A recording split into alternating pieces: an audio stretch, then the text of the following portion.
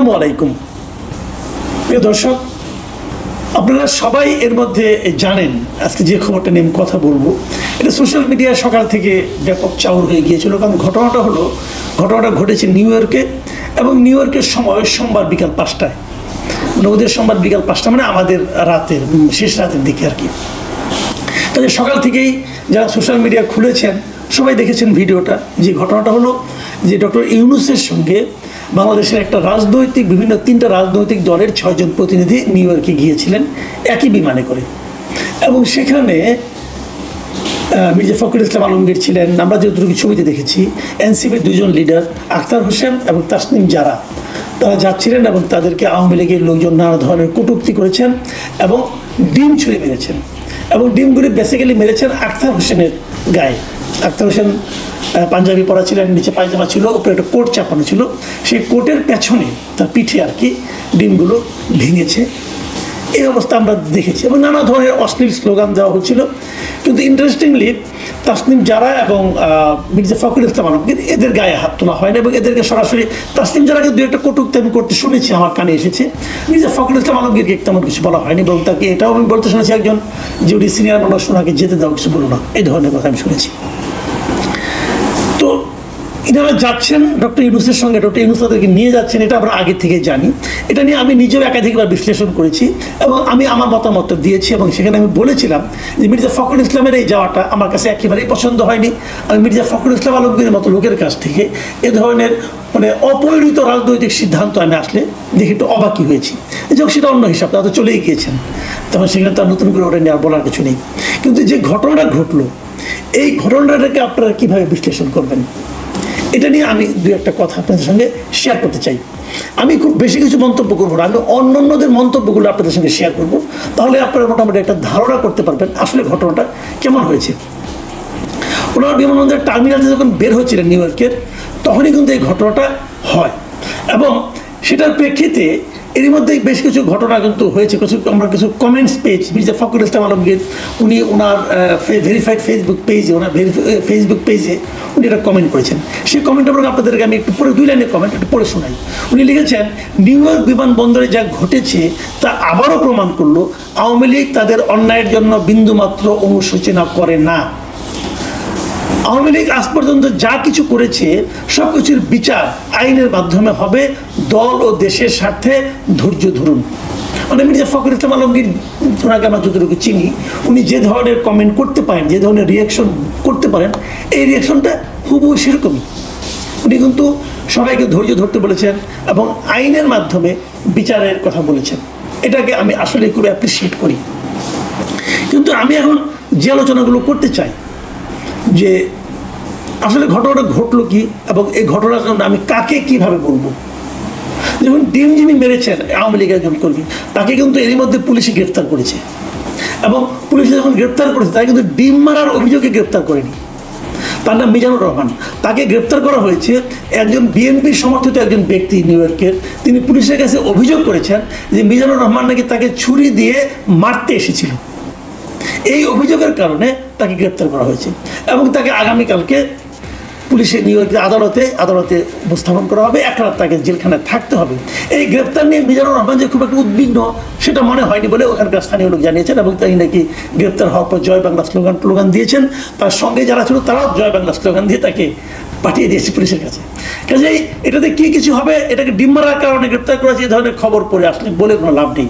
এটা অন্য কারণে, এবং সেটা খুব বেশি কিছু হবে বলে আমার কাছে মনে হচ্ছে না, সেটা যেটাই হোক।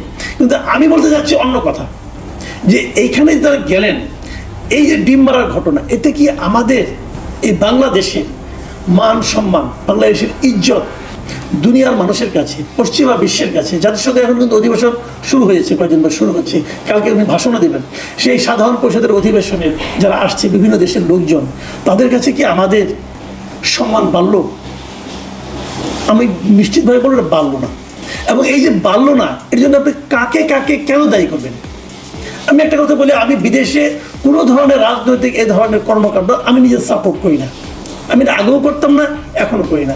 আগে যখন শেখ হাসিনা প্রধানমন্ত্রী ছিলেন তখন তাকে নিয়ে বিএনপির নেতাকর্মীরা যা করতেন নিউ ইয়র্কে অথবা অন্যান্য ইংল্যান্ডে, আমি সেটাকে সাপোর্ট করি না। এবং সেখানে আবার খালেদা জিয়াকে নিয়ে আওয়ামী লীগের লোকজন যা করতেন আমি সেটাকেও সাপোর্ট করি না। এবং বাংলাদেশের যে গণপ্রতিনিধিত্ব যে আইন আছে পলিটিক্যাল পার্টিগুলো গঠনের ক্ষেত্রে, সেখানে স্পষ্ট বলা হয়েছে তারা বিদেশি কোনো রাজনৈতিক দলের শাখা থাকাটাকে বেআইনি করেছে। সেই বেআইনি কাজ আওয়ামী লীগ বিএনপি অনেকদিন ধরে করে আসছে, তাদের কেন্দ্রীয় নেতৃত্বের অনুমোদন ক্রমেই করে আসছে। আমি এমনও জেনেছি অনেক কেন্দ্রীয় নেতা ওখানে কমিটি বাণিজ্যও করেছেন, করে বিপুল পরিমাণ অর্থও কামাই করেছেন। এই দুটোই হচ্ছে, এখানে বেআইনি কাজ হচ্ছে। কাজেই এটা কেন হচ্ছে, কী কারণে হচ্ছে, এটার জন্য বিস্তারিত আলোচনা করে লাভ নেই। আপনারা সবাই জানেন 2 পয়সা কীভাবে কামানো যায় এর মাধ্যমে, এটা আমি সমর্থন করি না।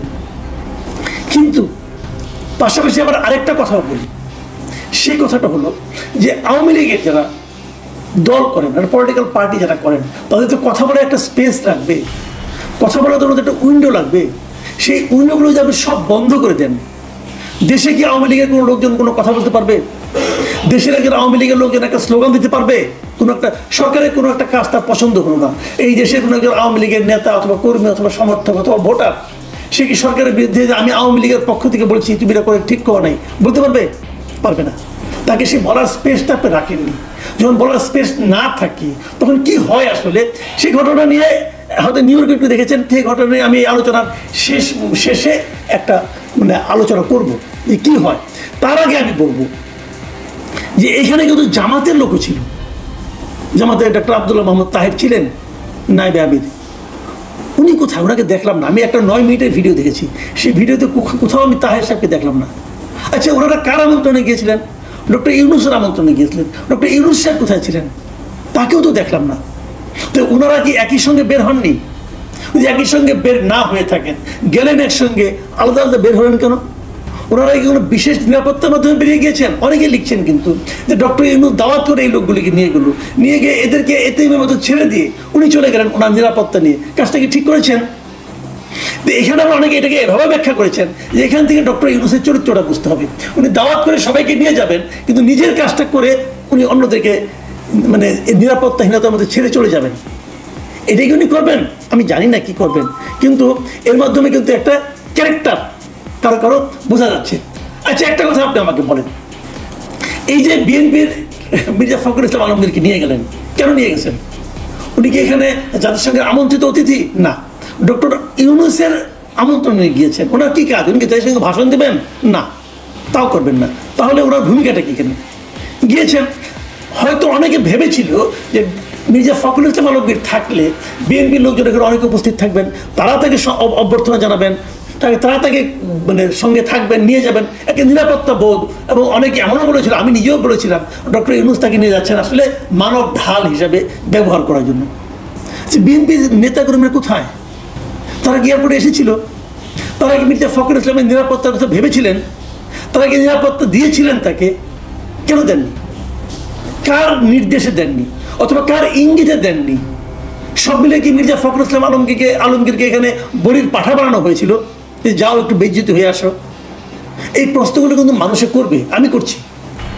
এটা বিএনপির নেতৃত্বকে, অথবা যদি ওখানে বিএনপির কোনো সংগঠন থেকে থাকে, বিএনপির যারা নেতাকর্মী আছেন ওখানে, যে একজন নেতাকর্মী তো অভিযোগ করেছেন তাকে বাড়তে এসেছিল, তো সেই নেতাকর্মী কেন মির্জা ফখরুল ইসলাম আলমগীরকে এরকম বেইজ্জতির হাত থেকে রক্ষা করার জন্য চেষ্টা করলেন না? এই প্রশ্নের জবাব কিন্তু আমি মনে করি একসময় দিতে হবে। কেন এটা হলো? এই কথা ঠিক যে পুরো ঘটনা প্রবাহ দেখি এটা মনে হয়েছে যে আওয়ামী লীগের আক্রোশটা যেন এনসিপির উপরই বেশি ছিল।